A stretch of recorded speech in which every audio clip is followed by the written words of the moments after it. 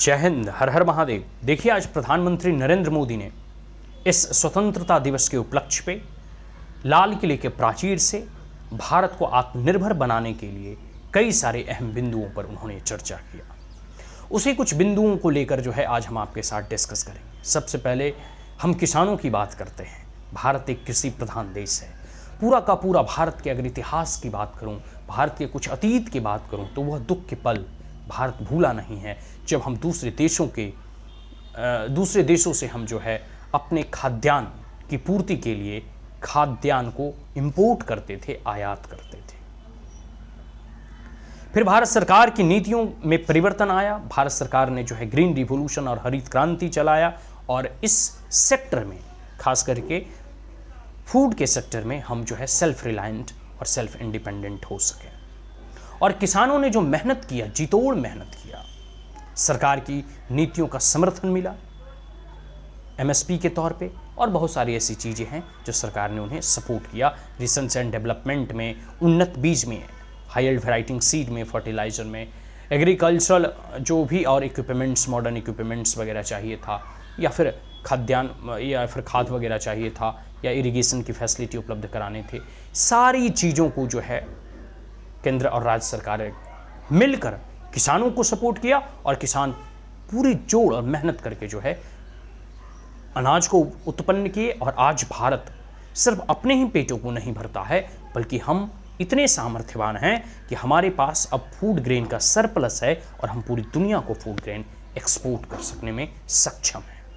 तो from importer, from dependent to on another country, we become the self-reliant in the sector of the food grain, or we achieve the sense of food security। तो प्रधानमंत्री नरेंद्र मोदी ने जिस प्रकार से किसानों की आत्मनिर्भरता की बात की, ठीक उसके आगे हम बढ़ते हैं। दूसरा पॉइंट में उन्होंने बात किया सेना आत्मनिर्भर कब होगी। अभी रिसेंटली प्रधानमंत्री नरेंद्र मोदी ने सुदर्शन चक्र मिशन लॉन्च किया है। कृष्ण की नीतियों से प्रभावित, अब कृष्ण की नीतियों से देश संचालित होगा। आपको पता होगा कि कृष्ण भगवान के पास हमेशा सुदर्शन चक्र रहते थे। जो भी दुश्मन होते थे उसको काल के गाल में समाने का वो सुदर्शन चक्र के माध्यम से ही उसका काम तमाम करते थे, राक्षसों का वध करते थे। सुदर्शन चक्र मिशन कहने का मतलब है कि भारत को डिफेंस के सेक्टर में अब जो है सेल्फ रिलायंट बनना है, आत्मनिर्भर बनना है। अब जो युद्ध होंगे, जो भारत के सेना के जवान किसी भी युद्ध में अगर वो सम्मिलित होंगे, तो उसके सारे साजो सामान, आर्टिलरी, गन्स, वेपन्स, ये सब मेड इन इंडिया होंगे। इसके लिए भारत सरकार प्रयास कर रही है। जो फाइटर जेट के इंजन होंगे वो मेड इन इंडिया होंगे, उसके जो चिप होंगे, सेमीकंडक्टर होंगे, आगे इस चीज़ों के बारे में भी हम बात करेंगे, वो सब मेड इन इंडिया होगा। कहने का मतलब है भारत अब सामरिक दृष्टिकोण से तभी एक पावरफुल और विश्वगुरु बन पाएगा, एक सुपर पावर बन पाएगा, जब हम अपने देश की सुरक्षा के साजो सामान और हथियार अपने देश में ही निर्मित करने लगे। कुछ उदाहरण उस क्षेत्र में देखे जा सकते हैं, जैसे कई सारे सबमरीन और जहाज वगैरह भारत सरकार के द्वारा बनाए जा रहे हैं। कई सारे जो है मेड इन इंडिया के तहत मिसाइल, जैसे ब्रह्मोस मिसाइल वगैरह हो गए, बहुत सारे ऐसे इक्विपमेंट्स वगैरह और वेपन्स वगैरह मेड इन इंडिया मैन्युफैक्चर हो रहे हैं। और साथ साथ भारत सरकार, नरेंद्र मोदी की सरकार ने डिफेंस के सेक्टर को प्राइवेट जो है कंपनियों के लिए भी खोला है, ताकि प्राइवेट इंडस्ट्री और कंपनी इस सेक्टर में नई रिसर्च एंड डेवलपमेंट कर सके और नए नए इनोवेशंस और डिस्कवरीज कर सके। तो कैसे हमने किसानों का उदाहरण दिया कि एक समय में हम खाद्यान्न में जो है किसी दूसरे देशों से इंपोर्ट करते थे और डिपेंडेंट थे, आज हम सेल्फ रिलायंट बन चुके हैं। ठीक उसी प्रकार से जैसे अभी राफेल हमने फ्रांस से परचेज किया, S-400 डिफेंस सिस्टम हमने जो है रसिया से परचेज किया, और बहुत सारे फाइटर जेट वगैरह दूसरे देशों पे हम आश्रित रहते हैं। तो अगर वह भारत में ही मैन्युफैक्चर होने लगे, तो हमें किसी भी ऑपरेशंस के लिए, किसी भी जो है प्रकार के युद्ध या बैटल्स ग्राउंड में हमें दूसरे देशों पर आश्रित नहीं रहना होगा। और आपको पता है कि युद्ध के समय कई बार ऐसी स्थिति बनती है कि हो सकता है जिस वेपन्स को आप यूज कर रहे हैं, जिस फाइटर जेट को यूज कर रहे हैं, उसमें कुछ टेक्निकल प्रॉब्लम्स आ गए, तो आपको दूसरे देशों पर आश्रित रहना होगा। हो सकता है उस समय गोला बारूद खत्म हो गया, तो वो देश दे या ना दे, यह भी एक सबसे बड़ा सोचने वाला प्रश्न है।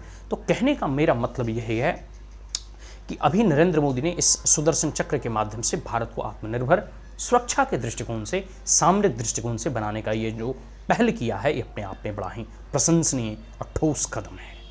चलिए और भी कुछ बात कर लेते हैं। समुद्र मंथन की भी उन्होंने बात कही है कि समुद्र मंथन से एनर्जी सिक्योरिटी होगा। जैसे हम समुद्र को मंथन से हमें मोती रत्न की प्राप्ति हुई थी ना, तो इसी प्रकार समुद्र मंथन मतलब हमारा देश जो है 3 जो है साइड से जो है समुद्र से घिरा हुआ है।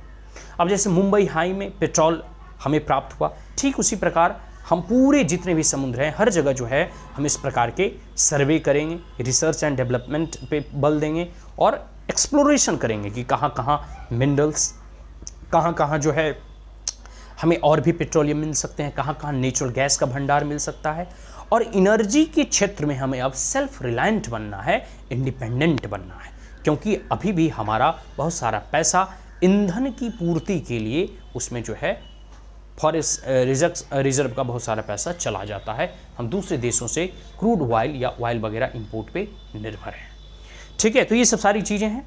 और इसके साथ साथ क्रिटिकल मिनरल्स के बारे में भी जो है प्रधानमंत्री नरेंद्र मोदी ने कहा कि हमें भी उस पर जो है रिसर्च एंड डेवलपमेंट करने हैं, क्योंकि क्रिटिकल मिनरल्स में आ जाता है कि जैसे आप बैटरी बनाते हैं, अभी ईवी इलेक्ट्रिक व्हीकल्स का दौर चल रहा है, आने वाले समय में जो है पूरा का पूरा जो है सोलर एनर्जी से पे हम बात करें तो उसमें जो लिथियम वगैरह है जो बैटरी वगैरह में यूज होता है, या फिर सोलर पैनल्स को बनाने में जो क्रिटिकल मिनरल्स उसमें यूज होते हैं या एलिमेंट्स यूज होते हैं, ये सब दूसरे देशों से हमें इंपोर्ट करना होता है। तो अगर इन सब चीज़ों को हम अपने ही देश में जो है एक्सप्लोरेशंस के माध्यम से या जो भी मिनरल हैं हमारे पास खाद्यान्न, उनमें अगर रिसर्च वगैरह किए, सर्वे वगैरह किए और वो खाद्यान्न पाए गए, तो हम बहुत सारी चीज़ों की आपूर्ति घर में ही और अपने ही देश में कर सकते हैं। हमें दूसरे देशों पर जो है क्रिटिकल मिनरल्स के इंपोर्ट के लिए डिपेंडेंट नहीं रहना होगा। तो ये सब कुछ सारी चीज़ें हैं, इस पर जो है भारत सरकार अभी बल दे रही है।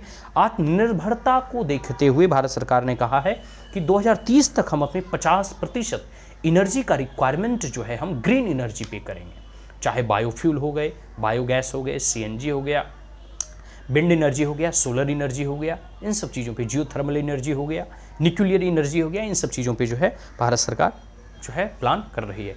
तो सारे ये सब सारी जो हमने आपको पॉइंट्स गिनाए, चाहे क्रिटिकल मिनरल का सर्वे करना हो, पेट्रोलियम पदार्थ को खोजना हो, जो है इलेक्ट्रिक व्हीकल्स पे बल देना हो, सेमीकंडक्टर और चिप की इंडस्ट्री लगानी हो, फिर सुरक्षा के दृष्टिकोण से हमें आत्मनिर्भर बनना हो, हर एक आयाम पे जो है हम आत्मनिर्भरता की ओर एक कदम जो है बढ़ा रहे हैं और आने वाले समय में हम दुनिया की तीसरी बड़ी अर्थव्यवस्था भी बनने जा रहे हैं। तो आज के लिए इतना ही। आशा करता हूँ यह वीडियो आपको अच्छा लगा हो तो हमारे चैनल को लाइक, शेयर और सब्सक्राइब कर सकते हैं। Also press the bell icon. जय हिंद, जय मां भारती।